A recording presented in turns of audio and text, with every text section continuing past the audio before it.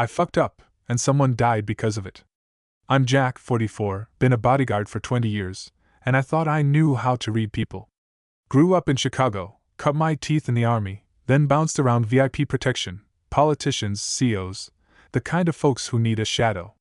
I was good, too. Never lost a client, never blinked under pressure. But this one job, with Ethan Caldwell, this slick tech CEO, broke me. I'm sitting here, typing this in a shitty motel, heart pounding every time a car slows outside.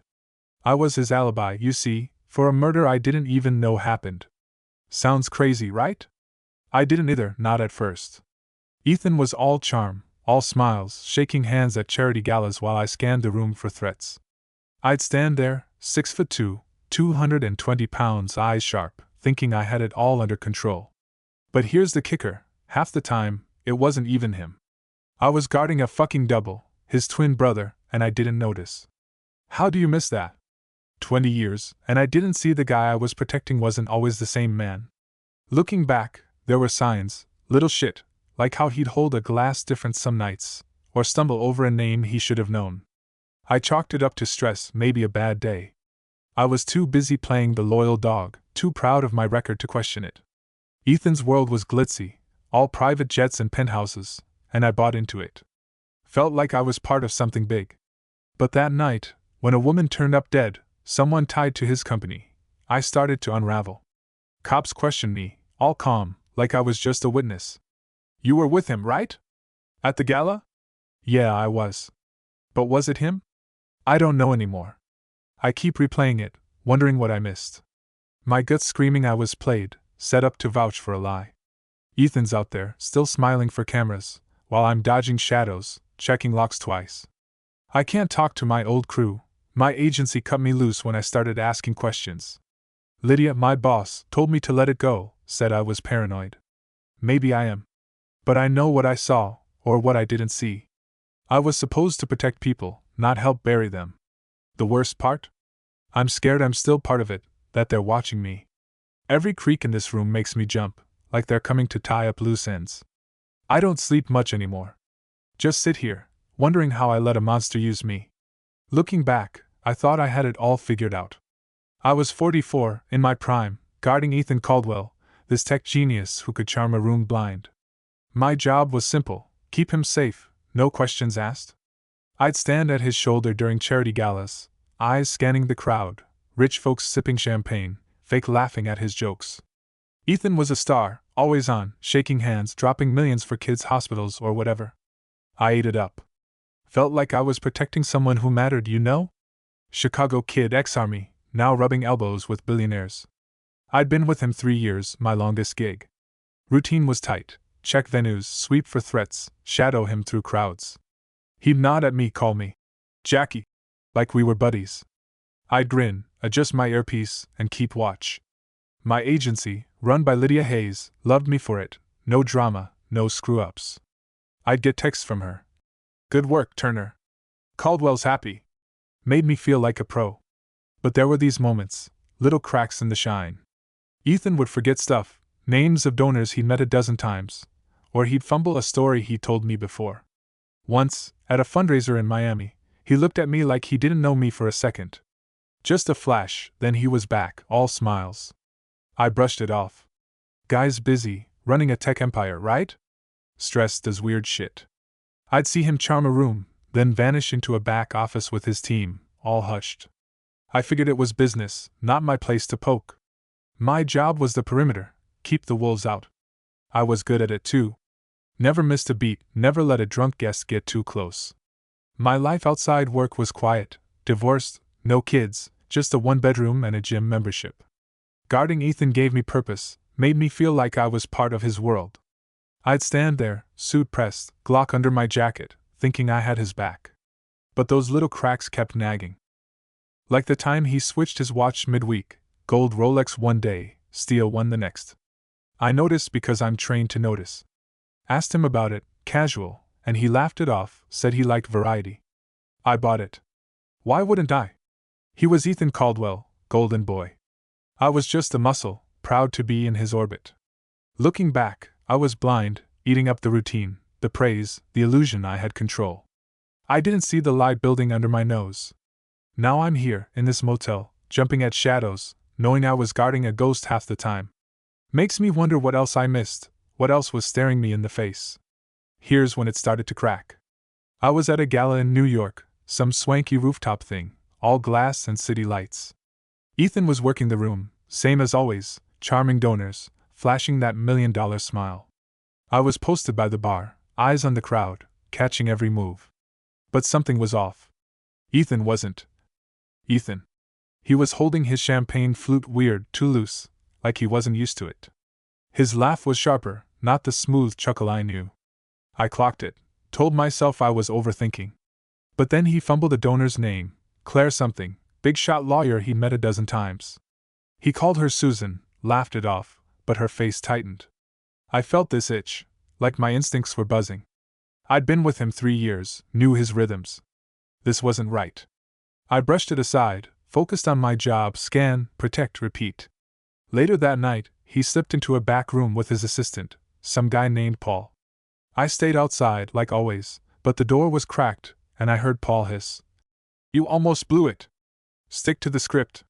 Ethan, or whoever, mumbled something, sounded nervous. My gut twisted. What script? I didn't ask, didn't want to seem nosy. Next morning, I'm scrolling the news in my hotel room, and there it is, a woman's body found in a Brooklyn alley. Sarah Klein, 32, worked at Ethan's company, some finance role. Stabbed, no suspects. The timestamp hit me like a brick, same time as the gala. Ethan was with me, wasn't he? I saw him, shaking hands, giving toasts. But that itch wouldn't quit. I kept thinking about his shaky laugh, the wrong name, that weird vibe. I called Lydia, my boss, told her something felt off about Ethan last night. She cut me off, voice like ice. "Jack, you're paid to watch, not to think. He was there. You saw him." I felt small, like a kid caught lying. Maybe I was wrong. But I couldn't shake it. Sarah's face was all over the news, smiling, alive, now gone.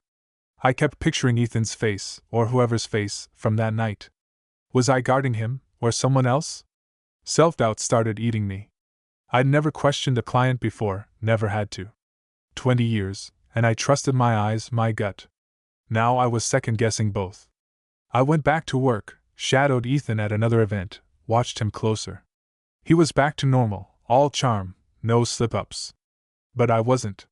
I started noticing every detail. His walk, his voice, his hands. Was it him? I felt like I was losing it, like the job I'd mastered was slipping through my fingers. I didn't know it then, but that was the first break, the moment I started seeing the lie. And it was only gonna get worse. I tried to bury it, you know? That itch, that sick feeling about Sarah Klein's death and Ethan's weird night. I told myself it was nothing. People get killed in cities, right? Didn't mean Ethan was involved. I'd been guarding him for years, saw him at that gala, shaking hands, smiling. My eyes don't lie. But deep down, I wasn't sure. I kept replaying that night, his shaky grip, the wrong name, Paul's hissed words about a script. I wanted to believe it was stress, maybe a bad deal gone south. I mean, Ethan was a CEO, not a thug. I went to Lydia again, stupidly thinking she'd back me up. I sat in her office, all glass and steel, feeling like a kid in trouble. "I'm not saying Ethan did anything," I said, "but something's off. That murder, the timing, it's too close." Lydia leaned back, her face like stone. "Jack, you're reaching. You saw him at the event. You filed the report. What's the problem?" Her tone made me feel like an idiot, like I was betraying the team. He wasn't himself," I mumbled. She laughed, sharp, like I told a bad joke. "He's a busy man, Jack. You think he's got time to play criminal? Drop it." I nodded, hating myself for it. Back at work, I shadowed Ethan at another event, some tech conference. He was perfect, smooth, charming, no slip-ups. I watched him like a hawk, but he was Ethan again, or seemed to be. I felt ashamed for doubting him, for doubting myself. 20 years in this game, and I'm jumping at shadows? Pathetic. But Sarah's face kept haunting me. I'd see her in my dreams, blood on her blouse, staring like she knew I'd failed her.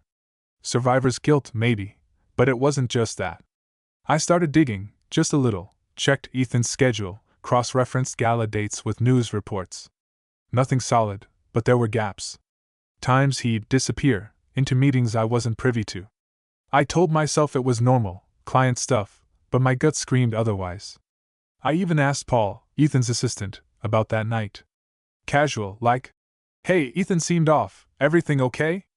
Paul's eyes narrowed, like he was sizing me up. "He's fine, Jack. You worry too much." That shut me up. I didn't want to be the guy who sees conspiracies everywhere. But the doubt stuck, like a splinter I couldn't pull. I'd stand at Ethan's side, scanning rooms, but now I was watching him too, not just the crowd. Was I crazy? Was Lydia right? I wanted to believe I was wrong, that I was just some paranoid ex-soldier losing his edge. But every time I closed my eyes, I saw Sarah, and I wondered if I'd helped cover something up without even knowing. I was supposed to protect people, not enable whatever this was. Shame burned in my chest, and I didn't know how to make it stop. The cracks kept growing, and I couldn't unsee them. I was still guarding Ethan, tailing him through his glossy world of tech summits and fundraisers, but every move he made felt like a question mark. I'd stand there, suit crisp, scanning the crowd, but my eyes were locked on him, or whoever he was. The little things piled up. One night in Chicago, he wore a tie I'd never seen, some gaudy red thing, not his usual style. Another time, at a dinner in LA, he didn't touch his steak, said he was vegan now. Vegan? The guy who'd scarf burgers with donors? I'd catch him glancing at Paul, his assistant, like he needed a cue. It was subtle, but I'm trained to notice subtle. My gut was screaming, this isn't one guy. Then came the phone call. I was outside Ethan's penthouse, waiting in the hall like always. Door was ajar, and I heard him, or someone, on the phone, voice low, panicked. "They're asking questions. That Klein thing's not buried yet. You said it was handled." My blood went cold. Sarah Klein. The murdered finance woman. I leaned closer, heart hammering, and caught. "The double's holding up, but we need to be careful." Double. The word hit like a punch. I backed off, acted like I heard nothing, but my head was spinning. Was Ethan using a stand-in? Why? To cover what? I started piecing it together. Times he'd disappear, during events, always with Paul or some suit whisking him away. I checked my logs, the ones I kept for the agency. 3 other nights lined up with incidents, muggings, a hit and run, all tied to Ethan's company, all when I swore I was with him. But was I? I couldn't ask Lydia again. She'd already shut me down, called me paranoid. I tried talking to Mike, another guard, over beers. "You ever notice Ethan acting off?" I asked, keeping it light. Mike shrugged, said, "Guy's a CO, they're all weird." But his eyes flicked away, like he knew more than he'd say. The stakes were climbing. Another news story hit. A whistleblower from Ethan's company, some accountant, went missing after talking to the press. Same night Ethan was, with me, at a gala. I remembered that night. He'd been twitchy, kept checking his phone. I was his alibi again, wasn't I? I felt sick, like I was part of something dirty. I wanted to confront Ethan, demand answers, but what if I was wrong? What if I blew my career over nothing? I kept quiet, kept working, but every job felt like walking a tightrope. I'd watch Ethan, or whoever, smile for cameras, while I stood there, knowing too much, doing too little. The world I thought I knew was rotting, and I was stuck in it, too scared to move, too deep to walk away. All I could do was watch the lies stack up, waiting for the one that'd break me. I couldn't dodge it anymore. The truth hit me like a freight train, and it hurt. I was in DC, guarding Ethan at a black tie fundraiser, same old drill, scan the room, watch the exits. But my head wasn't in it. I was obsessed, watching every move he made, every word. Was it him? Or the double? That night, he was off again, fidgety, kept adjusting his cufflinks, not his usual cool. I caught Paul glaring at him, like he was warning him to stay sharp. I'd had enough. I needed answers. After the speeches, Ethan, or whoever, slipped into a side room with Paul. I followed, quiet, heart pounding like I was back in the army, creeping through a war zone. The door was cracked, and I heard a voice, not Ethan's, softer, scared. "I can't keep doing this, Ethan. They're gonna find out." I froze. Ethan? Then who was this? I pushed the door open, gun still holstered but ready. There he was, a guy who looked like Ethan but wasn't. Same face, same build, but his eyes were wide, panicked. Paul spun, face red. "Jack, get out!" he barked. I didn't budge. "Who the hell are you?" I asked the guy. He stammered. "I'm Evan. His brother." Brother. Twin brother. My world tilted. Ethan stepped out from the shadows, real Ethan, cold as ice. "You shouldn't be here, Jack," he said like I was a stray dog. I snapped. "What's this? You're using a double while you, what? Kill people?" Evan flinched, and Ethan's face darkened. He grabbed my arm, hard, and pulled me into the hall. That's when it got ugly. Paul shoved me against the wall, and Ethan leaned in, voice low. "Evan's doing what he's told. His daughter's life depends on it. You want to fuck that up?" My stomach dropped. Blackmail. Evan was a puppet, and I'd been guarding him, thinking he was Ethan, while Ethan was out doing God knows what. Sarah Klein's face flashed in my mind. The missing accountant. The lies. I shoved Paul off, adrenaline spiking. "You're a monster," I said to Ethan. He smirked, like I was nothing. "You're in over your head, Jack. Walk away, or you won't." I wanted to hit him, but Evan's eyes stopped me, pleading, terrified. He wasn't in on it, not by choice. I backed off, hands shaking, and left the room. My head was screaming. I'd been their alibi, their shield. I couldn't unknow it now. Ethan was a killer, and Evan was his prisoner. I was supposed to protect people, but I'd been protecting a lie. I walked out into the DC night, city lights blurring, knowing I had to choose, save Evan, or expose Ethan and risk everything. There was no going back. I felt the weight of it, like a gun to my head, and I knew I was already too deep. I knew it was coming, but it still hit like a gut punch. 2 days after that DC showdown, Lydia called me into her office. I walked in, expecting a fight, maybe a chance to explain. Instead, she slid a termination letter across her desk, her face blank.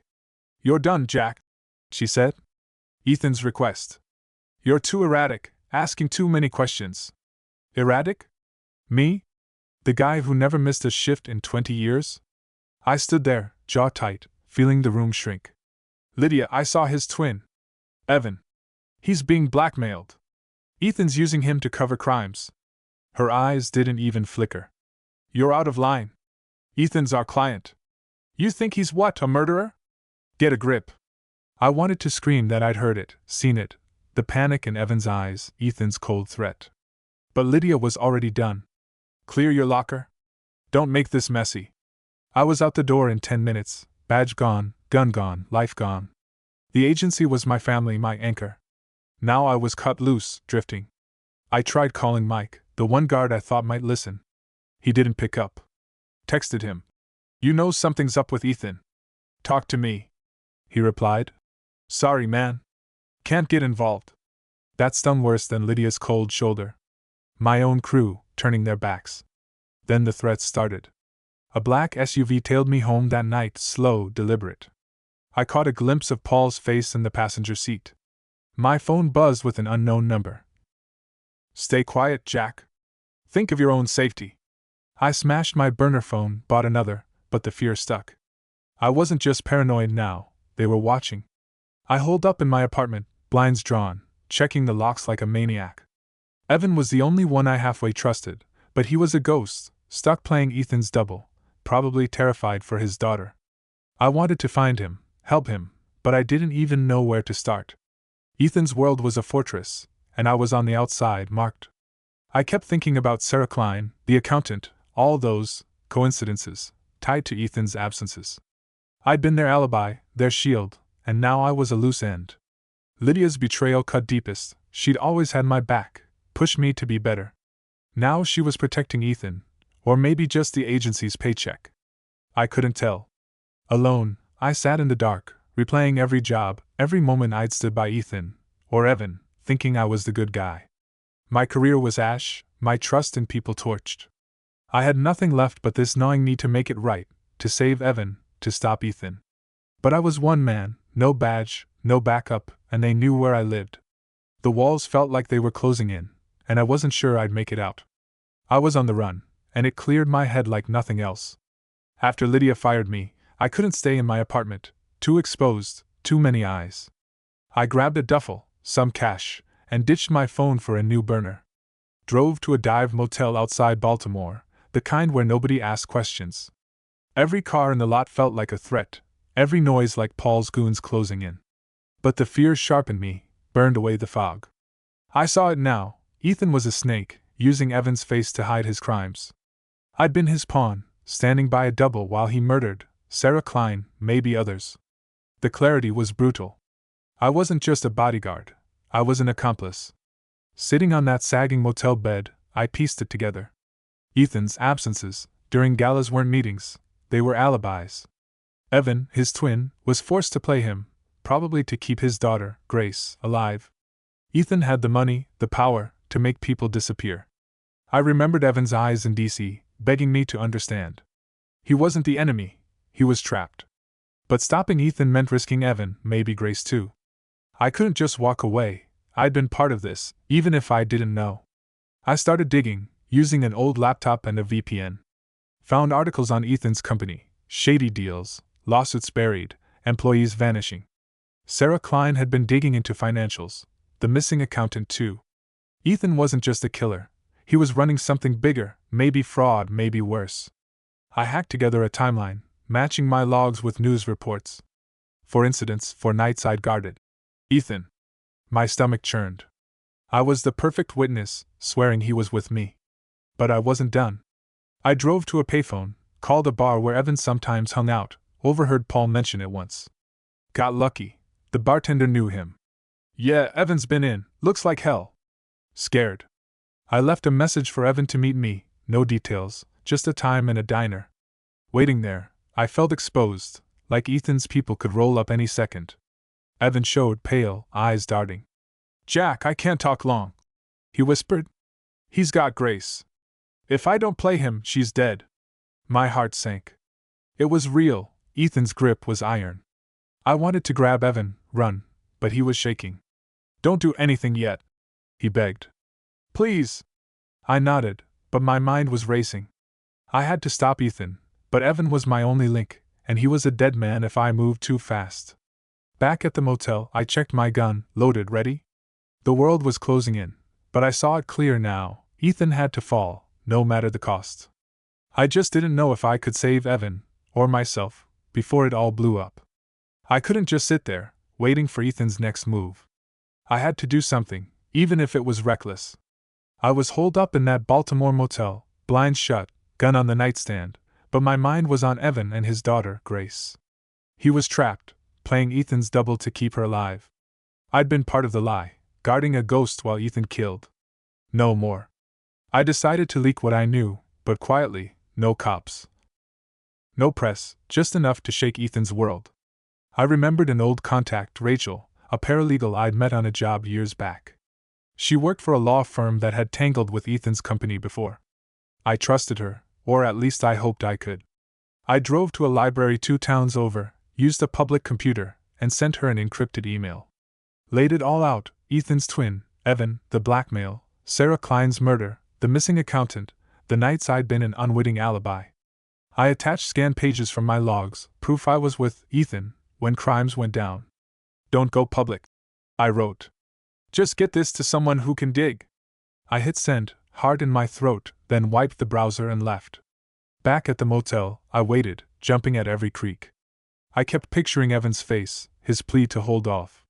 I wasn't abandoning him, but I was gambling with his life, and it felt like shit. I called the bar again, left another message for Evan to meet me at a new spot, a gas station lot at 3 a.m., no cameras.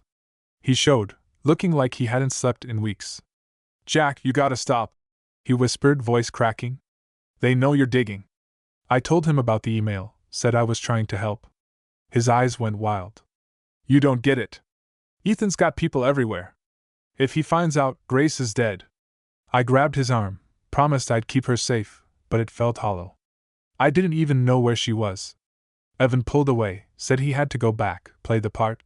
Watching him drive off, I felt like I betrayed him. But I couldn't stop now. I went back to the motel, packed my stuff, and moved to a new place, a rundown boarding house. I was burning through cash, living like a fugitive, but I had to keep moving. Ethan's people were close. I'd seen that SUV again, circling. The email was my shot, a way to crack Ethan's armor without exposing Evan. But it was a long shot, and I knew it. Every night I'd check my gun, run through scenarios. If Ethan's goons came, I'd fight. If Rachel's firm acted, maybe they'd find Grace. But doubt gnawed at me. Had I just signed Evan's death warrant? I was trying to fix my mistake, to stop a monster, but it felt like I was sinking deeper, dragging Evan with me. All I had was this one move, and I prayed it wasn't the wrong one. I'm still here, but it doesn't feel like living. It's been a week since I sent that email to Rachel, and nothing's changed, not really. I'm in a new hideout, a fleabag motel in Delaware, cash running low, nerves shot. The TV's on mute, some news channel flashing Ethan's face at a conference, all smiles, like nothing's wrong. I want to smash the screen. My leak didn't do shit, either Rachel's firm is too scared, or Ethan's people buried it. I check my burner for messages, but it's silent. Evan's gone dark too, no words since that gas station meet. I keep seeing his face, those scared eyes, begging me to stop. Did I push too hard? Is Grace okay? I don't know, and it's eating me alive. The threats haven't stopped. That black SUV showed up again, parked across the street last night. I didn't sleep, just sat with my gun, waiting for a knock that never came. I'm a ghost now, no job, no friends, no agency. Mike won't even text back. Lydia's betrayal still burns, she sold me out to protect Ethan's contract. I thought she was family. I was wrong. I keep running through what I could have done different. If I'd stayed quiet, kept guarding Ethan, would Sarah Klein be alive? Would Evan be safer? But I know that's bullshit. Ethan's a machine, chewing up anyone who gets close.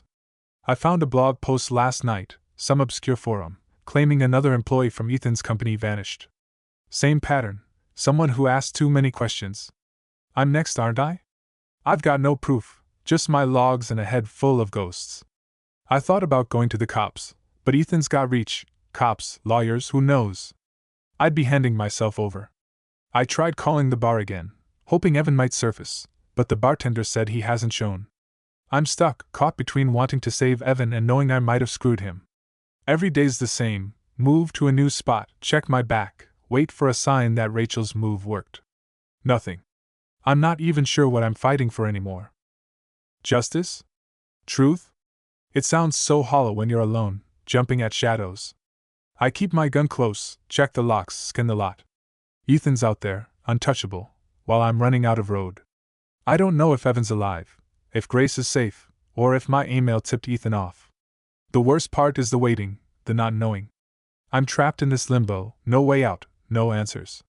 All I've got is this gnawing dread that I've made it worse, for Evan, for Grace, for me.